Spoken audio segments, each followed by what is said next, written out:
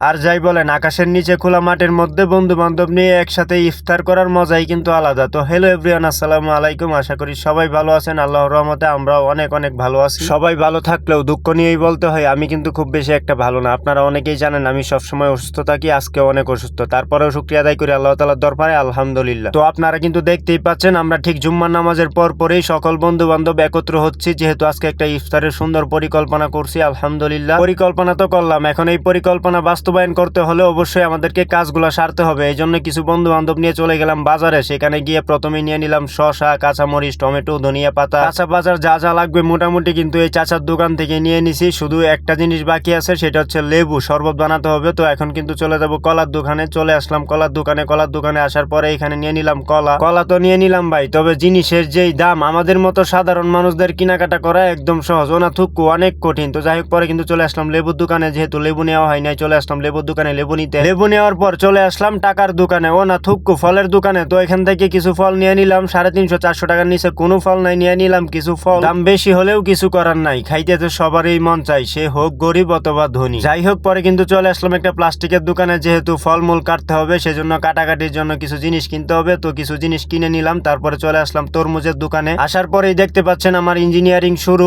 তরমুজ নিয়ে টেপ করা শুরু করলাম। তো যেহেতু একটা অভিজ্ঞতা আছে, সেই অভিজ্ঞতা অনুযায়ী একটা তরমুজ নিয়ে নিলাম। আলহামদুলিল্লাহ ভালো ছিল। মোটামুটি আমাদের কেনাকাটা প্রায় শেষ, এখন শুধু সামনে থেকে ভাজা পোড়াগুলা কিনবো। তো আমাদের কিন্তু সবকিছু অলমোস্ট কিনা শেষ। তারপর কিন্তু আমরা সেই লোকেশনের উদ্দেশ্যে চলে যাচ্ছি। কিন্তু এখানে একটা দুঃখের ব্যাপার আছে, দুঃখ নিয়ে বলতে হয়। আচ্ছা, দুঃখের কথা পরে বলি। যাওয়ার পথেই দেখতে পারলাম আমাদের মাঠে পোলাপান খেলতেছে, আর মাঠের পাশেই কয়টা কালা নিগ্রো বন্ধু প্র্যাকটিস করতেছে। এইবার কিন্তু আমার রাগ উঠতেছে। দেখেন বন্ধু বান্ধব দুই দিন ধরে ঠেলতাছি যে একটা ভালো জায়গা লোকেশন ঠিক কর। আরে জায়গার অভাব নাই, সমস্যা নাই, এক জায়গায় বৈশা পড়বো, যেহেতু এত খোলামেলা জায়গা। আর এখন জায়গা খুঁজতে প্রায় 2.5 কিলোমিটার রাস্তা হাঁটলাম, এখনো জায়গা পাচ্ছি না। তো আসলে কথায় আছে না, গরিবের কথা বাসি হইলেও মিষ্টি হয়। জায়গা খুঁজতে আমরা ক্লান্ত। অবশেষে একটা বাড়ির সামনে একটা কল পাই, যেহেতু আসার পথে আসরের আজান দিছে। আমরা অজুটা সবাই এখান থেকে সেরে নিব, পানিগুলা নিয়ে নিব বোতলে। তারপর আমরা একে একে সবাই অজু করে নিচ্ছি। আর দুইজনকে পাঠাইছি জায়গা খোঁজার জন্য, একটা ভালো খোলামেলা জায়গা দেখার জন্য। কিন্তু দুঃখের ব্যাপার, জায়গা মিলতেছে না। আর দেখেন আমার বন্ধু কেমন ফাইজলামিটা করে। আর এইদিকে দেখেন জায়গা না পেয়ে আমার দুই বন্ধু কি পরিমাণ চিন্তিত। তারপর অজু শেষ করে আবার চলে গেলাম সবাই জায়গা খোঁজার উদ্দেশ্যে। কিন্তু দুঃখের ব্যাপার, ভালো কোনো জায়গা পাচ্ছি না। আপনারা দেখতে পাচ্ছেন খোলামেলা জায়গা কিন্তু অনেক, কিন্তু এগুলো সব ছোট ছোট ছন, যেখানে